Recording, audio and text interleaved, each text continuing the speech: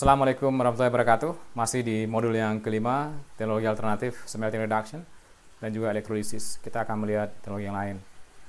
Teknologi berikutnya adalah Dios yang dikembangkan di Jepang tahun 1980-an. Teknologi ini kepanjangannya adalah Direct Iron Ore Smelting. Prinsip dari teknologi ini menggunakan reaktor yang mirip dengan BOF atau mirip juga dengan reaktor yang ada di high smelt, tapi tidak sama persis.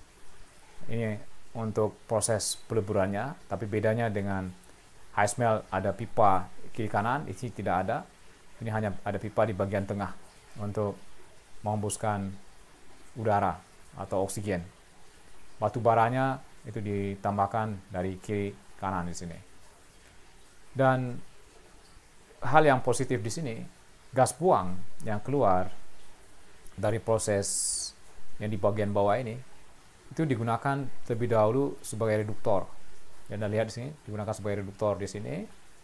Kemudian kalau misalnya masih berpotensi lagi, gunakan lagi sebagai reduktor di bagian atasnya. Jadi ada dua tahap pre-reduksi. Setelah itu baru biji ini diumpankan ke bagian bawah. Kalau misalnya kita lihat konsepnya yang dikoreks ini smelter gasifier, ini shaftnya, tapi di sini shaftnya ada dua. Makin banyak shaftnya tentu saja makin kompleks dan makin sulit. Jadi kalau misalnya blast furnace itu satu reaktor, ini ada 3 reaktor. Corex itu ada 2 reaktor. Ya, jadi kalau misalnya Finex itu ada 4 reaktor. Jadi makin banyak reaktornya makin kompleks pabriknya dan juga kehilangan panasnya juga makin besar ya. Kita memindahkan material dari satu bagian ke bagian lain. Jadi sekali lagi ini sepertinya baru sampai di demo plan atau pilot plan yang ada di Jepang. Setelah itu mereka hentikan, mereka katakan bahwa tidak akan bisa menyaingi blast furnace, mereka fokus ke teknologi blast furnace saja. Tidak pernah lagi mereka mencoba-coba teknologi yang lain untuk menghasilkan besi. Jadi ini bisa lihat mengenai penjelasannya ya, saya tidak usah baca satu persatu, ada di slide kuliah juga. Secara umum patennya juga sudah diberikan ke Indonesia. Anda lihat kalau misalnya ada orang Indonesia yang akan menggunakan teknologi Dios ini, silakan saja ya. Ini udah agak lama, tahun 2009 ini. Tahun 2009 industri baja Jepang serahkan paten pengolahan baja ke Indonesia. Mungkin karena nggak dipakai lagi Diosnya di sana, akhirnya diberikan kepada Indonesia. Tapi ini kalau misalnya lihat, Dios merupakan proses pengolahan biji besi bermutu tinggi, yang kompak, ekonomis, efisien, tapi nggak ada yang pakai gitu ya. Nggak ada yang pakai. Kalau misalnya yang bermutu tinggi, kompak, ekonomis, efisien, dan penggunaan energi ramah lingkungan alternatif dari teknologi tinggi ini maksudnya adalah blast furnace. Tentu saja udah dipakai di Jepang ya nggak dipakai. Kalau mereka nggak pakai ya berikan paten ke orang lain. Ya kita juga tentu saja tidak akan mengembangkan teknologi ini. Jadi ini yang prinsip dari yang tadi sudah disampaikan, ada 3 reaktor. Ini untuk smelter gasifier atau untuk proses peleburannya, ini untuk 2 pre-reduction, dengan harapan begitu masuk ke sini kerja di bagian sini menjadi lebih kecil gitu kerjanya, lebih ringan kerjanya dibandingkan dengan high smelt yang semuanya dibebankan ke dia gitu ya.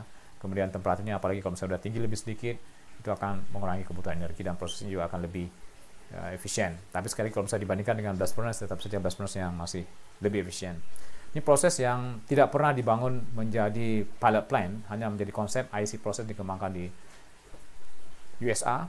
Jadi mereka punya smelter, punya shaft. Jadi kalau misalnya dilihat mirip-mirip dengan konsep yang dikembangkan oleh KR atau Corex, mirip ya, bisa saja di reaktornya akan berbeda, kemudian bisa saja, tapi kalau dilihat prinsipnya ya mirip. Kemudian ini proses yang dikembangkan di Rusia, ini masih digunakan untuk tembaga atau untuk yang lain. Mereka menyebutnya Rommel, tapi kalau misalnya dilihat ini mirip dengan Vanyukov furnace yang dikembangkan untuk tembaga.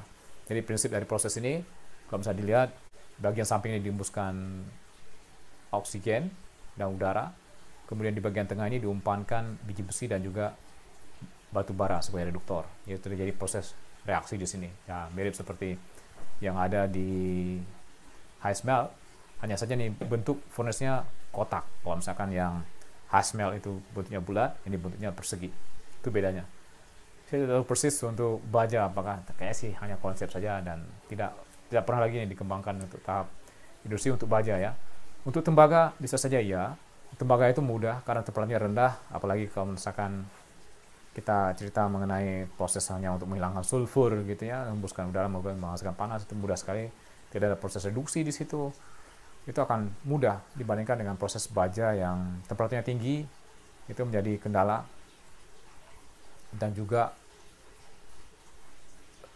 proses untuk reduksinya itu harus mereduksi besi oksida menjadi yieldnya sekitar 98% ke atas. Teknologi yang berikutnya adalah teknologi Technored. Ini dikembangkan di Brazil, yang mungkin Vale juga ikut berkecimpung di sini, tidak tahu persis ya, di Brazil.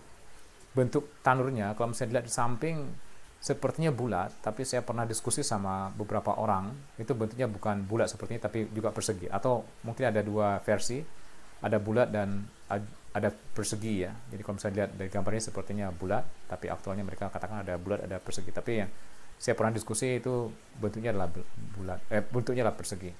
Jadi Technored ini dicampur terlebih dahulu antara biji besi dengan batu bara, ya, kemudian dibuat menjadi briquette atau di pellet. Jadi begitu masuk ke sini udah tercampur antara biji besi dengan batu bara, yang mereka sebutkan juga dengan self reducing pellet. Jadi pellet yang bisa tereduksi sendiri. Karena begitu dipanaskan itu akan terjadi reaksinya. Sementara batu bara dengan besi oksidanya sudah nyatu di situ. Disebut dengan SRP. Jadi ini prosesnya adalah seperti ini. Ini dimasukkan pellet dan juga batu bara. Pellet ini sekali lagi kalau misalnya Anda lihat prosesnya ya, di bagian atas di sini pellet itu sudah dicampur dengan, merupakan campuran dari biji besi, lime, dan juga batu bara. Jadi sudah dicampur semuanya, mixer. Ini kemudian masuk ke pelletizing. Jadi batu bara yang sudah ditambahkan sebagai reduktor dalam pelletnya, yang disebut dengan SRP tadi. Itu saja kelebihannya. Untuk skala industri saya tidak tahu persis. Nah sekarang malah Daniel di Chorus ini ikut menjual alat ini, Technored. Ini bentuk dari pabriknya. Di bagian bawah menggunakan tuyers yang mirip dengan blast furnace. Ini bentuknya kotak ini. Ini bentuknya kotak. Di bagian sini dipasang berjejer tuyers, di sebelah sana dipasang berjejer tuyers. Ini aglomerat atau pellet atau briquette. Kemudian sini dimasukkan batu bara. Kemudian ada post combustion di bagian di sini dikatakan, tapi persisnya saya tidak tahu persis. Kenapa bentuknya juga seperti ini? Kita nggak tahu sih. Mungkin mereka punya filosofi sendiri saat membangun pabrik ini. Yang berikutnya lah Oxycap. Oxycap ini sebenarnya banyak digunakan untuk recycling dari debu atau lumpur di pabrik baja yang masih mengandung besi. Jadi ini akan efisien dilakukan kalau misalkan bahan baku untuk furnace-nya itu nol harganya, nggak ada harganya. Saya pribadi sudah pernah menghitung berat ini kalau misalnya kita ngolah biji besi dengan menggunakan ini, dan ini cocok untuk waste recycling. Jadi bahan bakunya itu harganya udah rendah atau minus malah. Kalau misalnya di pabrik itu debu kemana-mana, nggak bisa diolah, nggak bisa di apa-apain gitu ya, kemudian dikumpulkan dibawa ke sini, itu bisa dilakukan. Karena di sini prinsipnya yang pertama harus membuat dalam bentuk briquette. Briquette-nya seperti ini, batako. Batako ini udah campur kokas, campur dengan semen, kadang-kadang binder supaya dia bisa mengikat antara satu dengan lain. Kemudian dicetak bentuknya seperti ini. Setelah itu disimpan dulu dalam ruangan beberapa hari sehingga dia kering menjadi bata gitu ya, yang keras, semen. Setelah itu baru digunakan sebagai input ke dalam proses di cupola ini. Jadi ini disebut dengan Oxycap, tidak lain adalah kepanjangan dari oksigen cupola. Jadi cup itu maksudnya cupola, yang sudah digunakan di Jerman di tahun 2000-an. Ini contoh di Duisburg yang mereka sudah gunakan untuk mengolah apapun di pabrik yang masih mengandung besi. Ya, itu tujuan dari penggunaan dari teknologi dari Oxycap ini. Yang bangunnya adalah Kuttner, salah satunya di juga perusahaan Jerman yang bermarkas di Essen. Kemudian di tahun 2013, ini saya pribadi ini punya ide juga. Sebenarnya ini idenya bukan untuk biji besi, idenya adalah untuk nikel. Jadi di zaman itu, karena di Indonesia di zaman itu ya belum ada teknologi yang lain masuk Indonesia, dan investasi dari China juga belum ada di tahun 2013, 2012. Jadi di situ kalau misalnya kita bangun teknologi blast furnace di Indonesia, menghasilkan NPI, tidak punya kokas atau sulit untuk mendapatkan kokas. Kalau misalnya menggunakan teknologi RKIF, listrik juga agak sulit. Nah, di situ ini ide yang muncul sepintas. Jadi blast furnace itu dibagi dua. Jadi mirip seperti yang ada di Corex. Kalau misalnya Corex itu yang di atasnya adalah shaft furnace, di bagian bawahnya adalah smelter gasifier. Ini ide yang muncul dari saya pribadi. Ini idenya muncul waktu bangun tidur nih. Di hari Minggu saya masih ingat setelah olahraga, kemudian pulang ke rumah, tidur sebentar, kemudian karena kecapean mungkin olahraga ya, 2 jam, 1 jam, kecapean, tidur sebentar, ketiduran lah. Begitu bangun, sekitar jam 10-an gitu ya, tiba-tiba ide ini muncul. Jadi blast furnace itu bisa dibagi dua, bagian atasnya itu disuruh muter, disuruh guling-guling, muter, yang mirip dengan rotary kiln, kemudian bagian bawahnya adalah smelter gasifier. Kemudian itu juga dibandingkan dengan teknologi rotary kiln yang ada di dunia saat ini untuk menghasilkan sponge iron. Jadi ini teknologi rotary kiln yang ada di India, termasuk di Indonesia ada 2 unit, ini di Kalimantan ya. Ini rotary kiln yang digunakan untuk menghasilkan besi sponge atau sponge iron. Di bagian ujung ini temperaturnya sekitar 1000 derajat Celcius. Kemudian setelah itu didinginkan dengan menggunakan rotary cooler di sini. Tujuan didinginkan supaya tidak ikut teroksidasi kembali produk yang dihasilkan besi sponge. Jadi sayang sekali sebenarnya begitu dia sudah temperatur tinggi, kemudian didinginkan, setelah itu dilebur lagi. Dilebur kembali setelah itu. Artinya butuh energi lebih besar. Artinya ada langkah baiknya kalau misalnya dari sini keluar langsung dilebur. Jadi temperatur tinggi di sini langsung dilebur. Itu idenya. Jadi kalau misalnya seperti ini idenya, jadi ini keluar temperatur tinggi langsung dilebur dalam smelter gasifier yang merupakan bagian bawah dari blast furnace. Jadi idenya adalah bisa nggak kalau misalnya ini diganti dengan Corex bagian bawahnya smelter gasifier, atau bagian ini diganti dengan high smelt. Jadi ini diganti dengan smelting reduction. Ya, jadi pertanyaan yang waktu itu muncul, why sponge iron from rotary kiln shall be cooled down? Jadi kenapa temperaturnya udah lebih dari 1000 derajat Celcius kemudian harus didinginkan sampai 100 derajat Celcius? Good. Nah, bisa nggak kalau misalnya dia langsung dibawa ke furnace berikutnya dengan menggunakan, sekali lagi, bisa Corex prinsipnya, bisa high smelt, bisa technored, sehingga langsung dilebur menghasilkan baja. Kemudian ini awalnya akan dipatenkan di tahun 2013 ini. Saya punya kesempatan untuk nulis-nulis draft paten, tapi setelah itu saya pikir nggak usah dipatenkan. Kalau misalnya dipatenkan nggak berkembang, ya. Kalau misalnya nggak dipatenkan aja biasanya tidak berkembang, apalagi kalau misalnya dipatenkan. Sekarang ini nggak dipatenkan, buktinya juga tidak berkembang. Jadi idenya ini adalah rotary kiln, memang agak sulit di sini. Ini rotary kilnnya, ini ide di smelter gasifier-nya atau di bagian bawah dari blast furnace ya. Ini kita harus bisa mengumpankan ke bagian tengah gitu.